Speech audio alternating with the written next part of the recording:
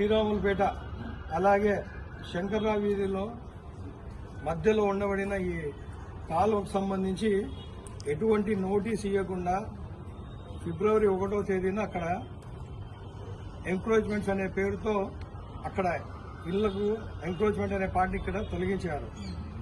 అక్కడ ఎటువంటి నోటీస్ ఇవ్వలేదు.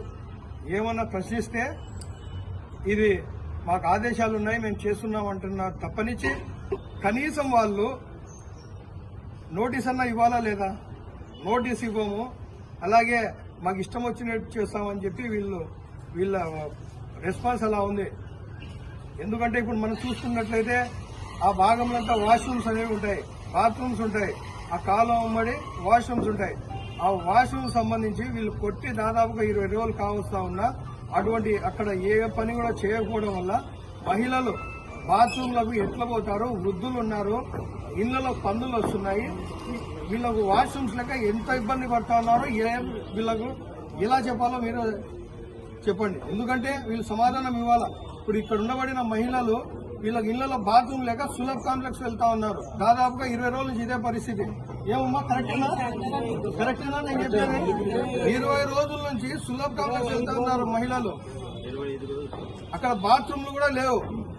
సరే వీళ్ళు ఎంక్రోచ్మెంట్స్ తీసేవారు, కనీసం వీళ్ళు ఏమన్నా అక్కడ ఏమన్నా వర్క్ స్టార్ట్ చేశారంటే వర్క్ కూడా స్టార్ట్ చేయలేదు, ఎటువంటి సమాధానం లేదు.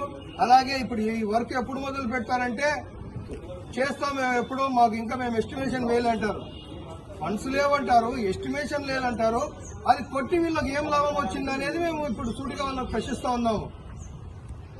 అందుకనేసే ఈరోజు మున్సిపల్ ఆఫీస్ కమిషనర్ గారిని కలిసింది.